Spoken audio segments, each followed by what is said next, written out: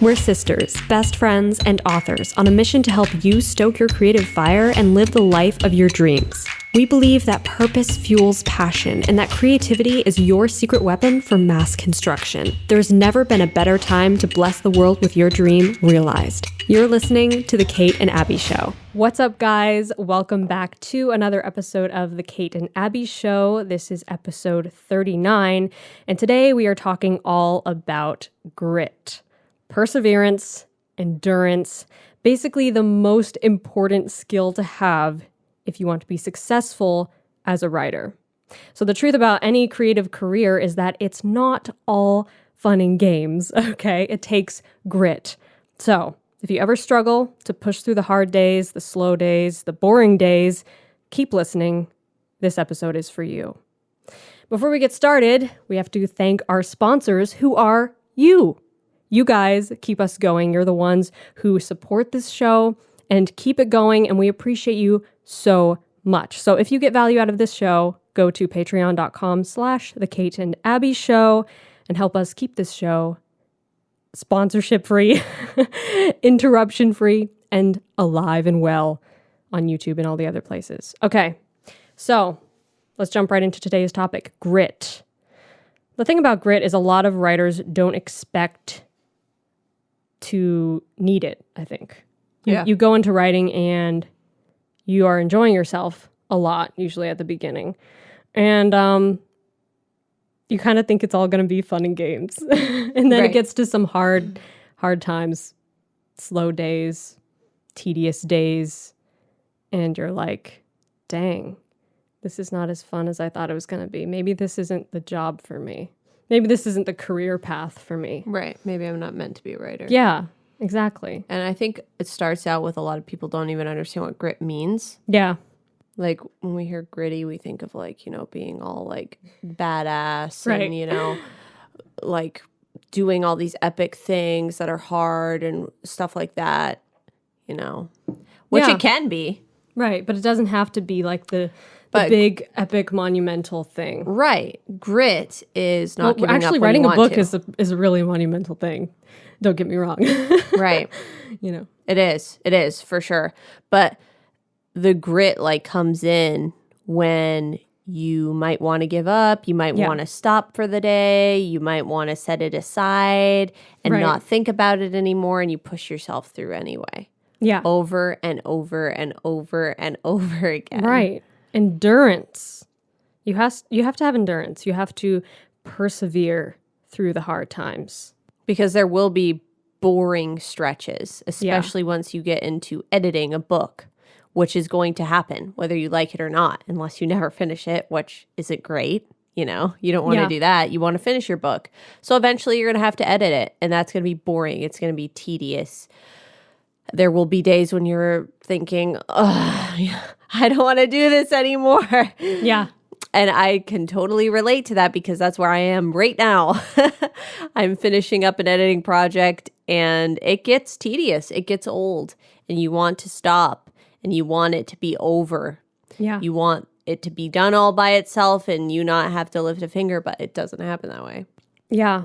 And I think that the tediousness should be embraced in a way. Because if it's not tedious, if it never gets tedious for you, then that means you're never taking it seriously. Right. To me, it's like looking back on something.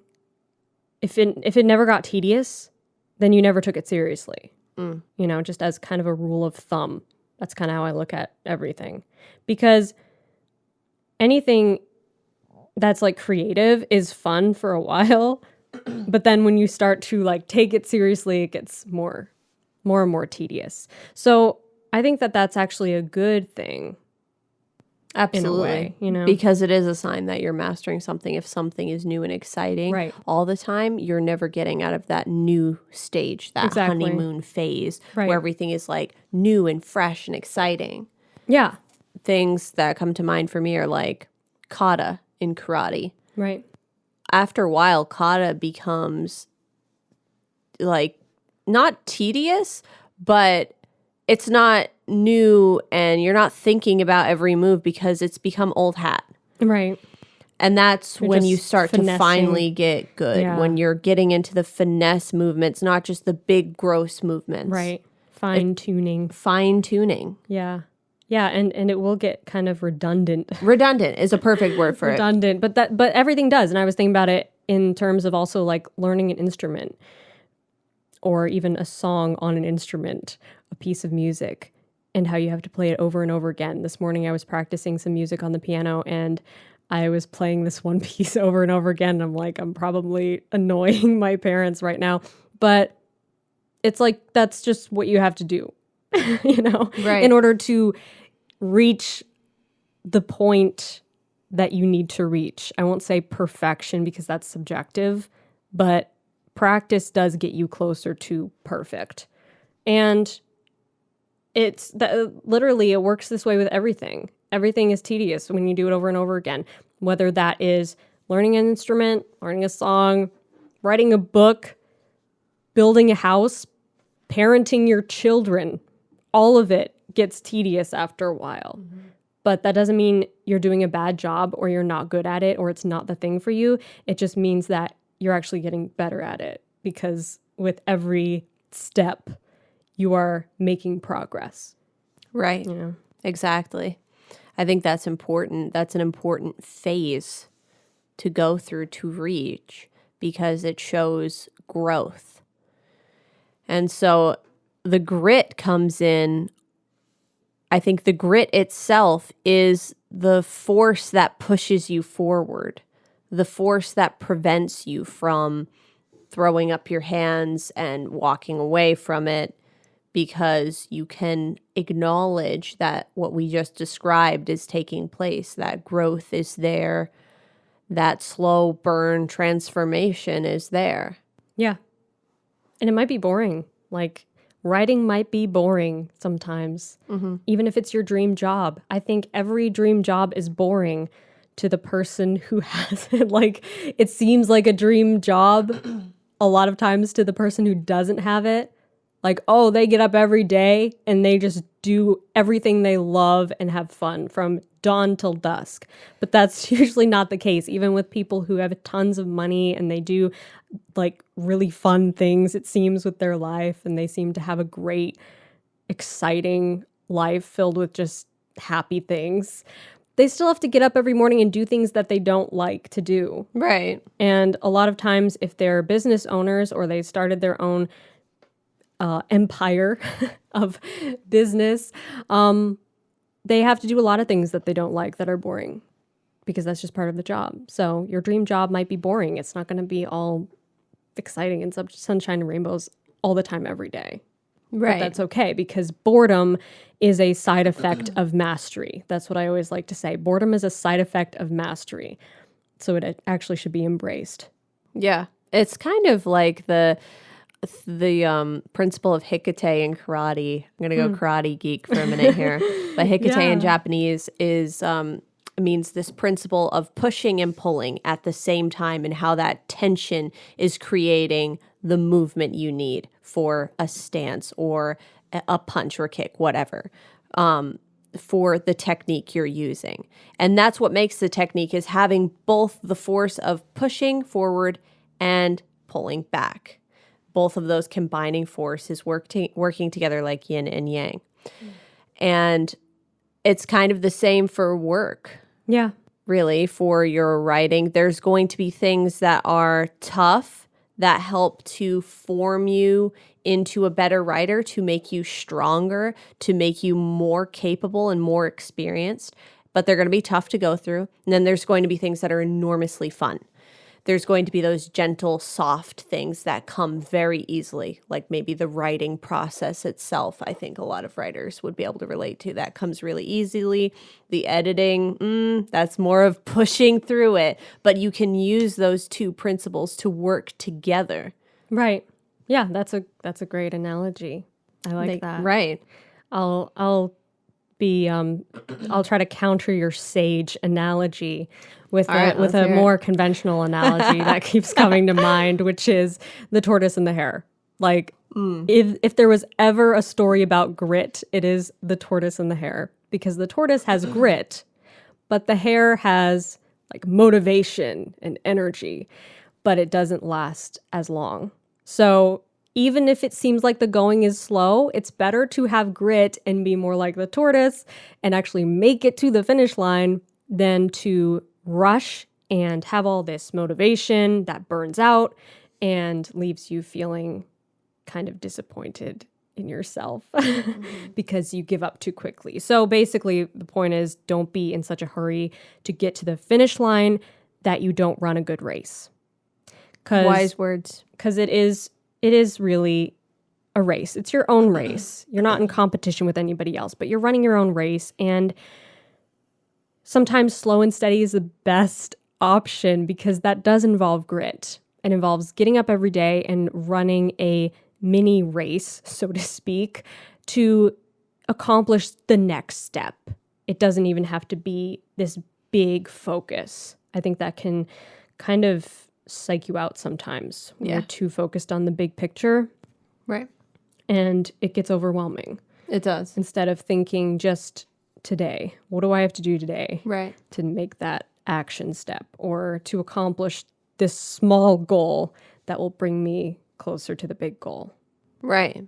With writing a book, I think a lot of us I know I have in the past, overwhelm ourselves with like, oh, I have to write this whole book. Instead of looking at, I just have to write the next word, the next sentence, the next paragraph. Yeah. And the book I'm currently writing has helped me a lot with this because the end is nowhere in sight. And I'm nearly to 200,000 words. And it's taught me to enjoy the process of settling slowly into a book and being in it and staying in it for the long game and not concerning yourself so much with wanting to get to the end, enjoying being there. Right. Yeah, that's the best way to write, I think. Yeah. Because then you're totally in the moment. Mm-hmm. You know, it becomes more meditative. Yeah. Because writing can be really meditative if we let it be. Right. But I think it takes, like with real, with meditation in general, it takes a while to settle into. It can take a long time to get into a place where you're comfortable with that. Right. And I think the same goes for writing, where you might not feel comfortable at first. You might still feel the need to rush through it. You might get irritated. You might have dry days, and that's all okay. Yeah. The grit comes with just show up. Yeah, just show up. Show up. Even if you only write a few words, show up. Yeah, exactly. And there's so much more power in that than all the motivation in the world. It's the drip on the rock, so to speak. I don't even know if that's a popular metaphor. I've always used it. Basically, it's the principle that a constant drip on a rock will drill a hole through the rock eventually. But if you just dumped a bucket of water on the rock, it would do nothing. Now, it's technically way more water, but it actually does nothing to the rock because it's just one moment of power. It could even be a tidal wave. One moment of power versus 1,000 moments of persistence. So that's the principle that I take with me into pretty much everything I do.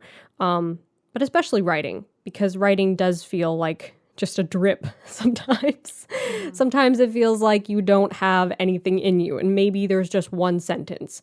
I've mentioned this before on the podcast, I think, but some days when I don't feel like writing or it's not really a great writing day and I force myself to just sit down and see what happens, I will end up writing not a lot, but maybe like a couple sentences, and maybe there's one line in there that I'm like, that is golden. And it was worth writing that day just to get that one line. And so I think it's important to notice those little golden moments, but also to just show up. Even if it feels like, oh, this isn't like a great writing day, it might be just a drip on the rock, but that will contribute to one day drilling a hole through the rock, whereas the one great writing day won't bring you to the finish line immediately. It takes persistence no matter what you do, no matter what kind of writing day you're having. Yeah, you're absolutely right on. Because I think so many of us, and I know I've been guilty of this before, look at writing as a thing that will get us further into our book. Like it will help us accomplish something. Right. And that's fine. There's nothing wrong with that. But I think there's a layer deeper, which is the art of writing and showing up just for that, not even for the progression, but for the simple, minimal, present act of writing. Just for however long it is, for whatever it is, just showing up for that. Like when you show up to do yoga, let's say if you do yoga, you're not really trying to necessarily accomplish a great big goal. I'm doing this so I can finish doing yoga forever. It'd be weird. It'd be weird. No, you're doing yoga right now because you enjoy doing yoga right now. Yeah. You know what I mean? Yeah. It's such a simple concept that I'm almost having a hard time saying no, I it. get what you mean. Because you get kind of caught up in the finish line and feeling like, well, I have to finish this book, and you're looking towards that moment when you'll be done with it. But then it's over. And so the fun part is then over, Right. I think kind the of rediscovering the wonder. Yeah, exactly. The childlike wonder that we all used to have for the world and for writing. If you started writing when you were younger, I know when I started writing when I was younger, it was like this adventure waiting to be gone on. And it didn't really matter what I wrote or how good it was. I'm making air quotes. But it was just for the joy of doing writing, of doing the action of writing. Yeah, exactly. That's so important. And that's where I think a lot of our inspiration comes from. Yeah, absolutely. Is the joy of it. Yeah, we were talking about that recently, how you have to have joy in your writing. Yeah. That's a priority. Yeah. So start thinking about, what are you doing today? What are you writing today? Do you love it? Rather than, when am I going to be done with this? Right. Like you said about yoga, about anything else really. Same with music. Like I was thinking about that when I was practicing piano this morning. I was thinking about how it's such a meditative thing to play music and to be really absorbed in what you're playing at the moment. And you're not, at least I'm not thinking about the end of the piece. I am where I am in the piece when I'm playing it, and I can't be anywhere else. Like if my mind even wanders a little bit to the next set of notes, I mess up because I have to be fully in flow on what I'm playing right this second, That's cool. So I think it's sort of the same way with writing. Obviously, I'm a big outliner, so I like to think ahead of what am I going to write next.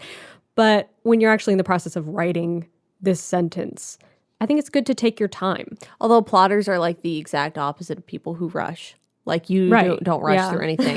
You take so much time to write out one scene. And so even though you're thinking ahead, you're not rushing. Right. So I think that's more process related. Yeah. That's just how you do it. Yeah. But and it's still just as thought out and mindful. Right.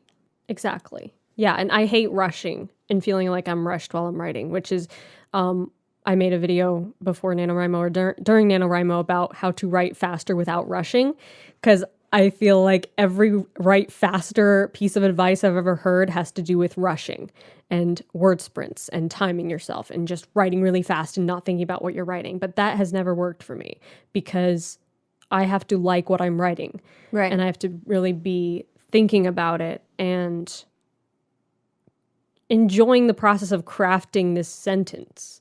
Right. I think one of the best processes I've found for writing is to pause and ask yourself, get really quiet and still and ask yourself, what exactly am I trying to say? That's so funny because I do the exact same thing and I don't think that we ever talked about this. Really? Oh my God. It's a little bit different. Yeah. I asked myself, what exactly is going on here? Yes. Yes. That's so funny. Because We're just on the same wavelength. I don't think I man. ever talked to you about this. Okay, so a lot of times we're thinking, or we can get caught up in thinking, what would sound good, Yeah. right? Right. What would sound good? But that is not what anybody wants. Yep. It's not what you want. It's not what your reader wants. What we want to know is what exactly is going on. What the heck is going on? What exactly is happening? You know what I mean? It seems so simple. And that will cut out so much striving to try to sound flowery or prosy or sound a certain way. Does this sound pretentious? Does this sound like I'm trying to be some other author?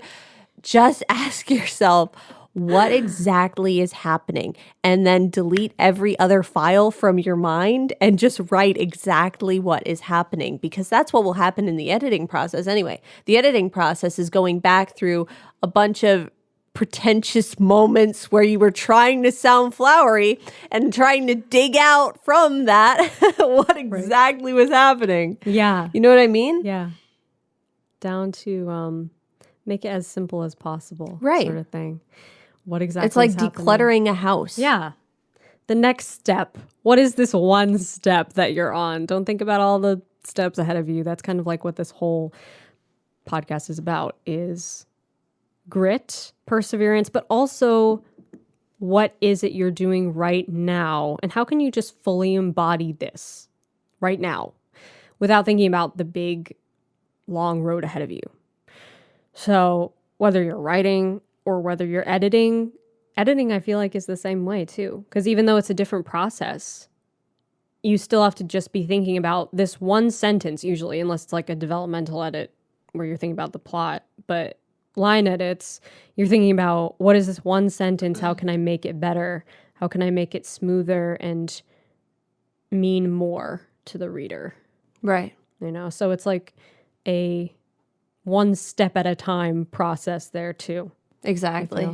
And all of it is. I mean, even when you're thinking about the is. plot, you can't think about everything at once. Yeah. You know what I mean? Right. So all of it, the more minimal you can become, the happier I think you're going to be with your writing, with your entire process. Yeah. Because you're really just stripping away all this extra stuff that you don't really need to be thinking about, and you're spending a lot of energy thinking about it. You know what I Right. mean? Yeah. Yeah. Same with like formatting even. Like you're saying, every aspect of the process, what if you're an indie publisher, or if you just like formatting like me. Formatting is also quite a meditative experience when you don't want to rip your hair out. Who else likes formatting? Crickets. Because your software is misbehaving. But when it's all going good, you know, it's pretty relaxing. And that's also a one step at a time thing. So it's really like all of these things are one step at a time. Right. And you have to just give it your all right now for what you're doing right now, and not worry so much about the whole process or the whole race. What's this one step? Right. And that's where grit comes in. Yeah. Is to just take it one step at a time and just then go to the next step, then go to the next step. Don't think about the whole big picture and overwhelm yourself with it so that you can't go on because everything is just too much. Exactly. And take a break when you need to. Yeah. That's another thing. So you don't have to, if you're really stuck. Who else is annoyed with how my medallions keep hitting this table? I know. I was gonna reach over and push it back. I see you every time it hits the table, like looking over. What was I saying? Now everyone's gonna be like, "What's a medallion? What is she talking about?" Go check out the video if you want to see the special medallion attached to my jacket. I don't know what you were saying now. Taking it one step at a time. Yeah. Oh, that you can take breaks. Yeah. So like, if you're stuck, you know, take a break.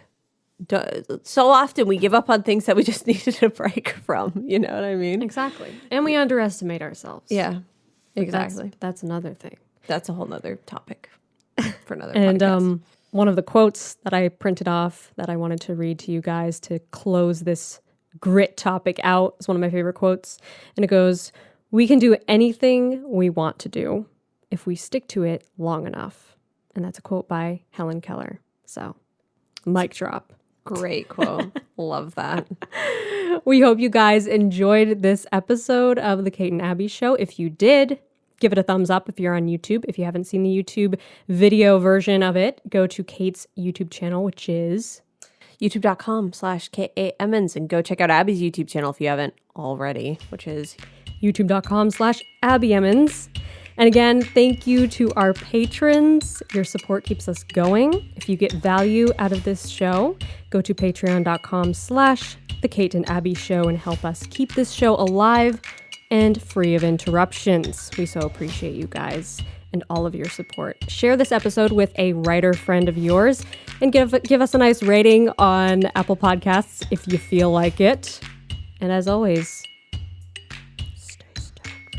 stay stoked. and rock on.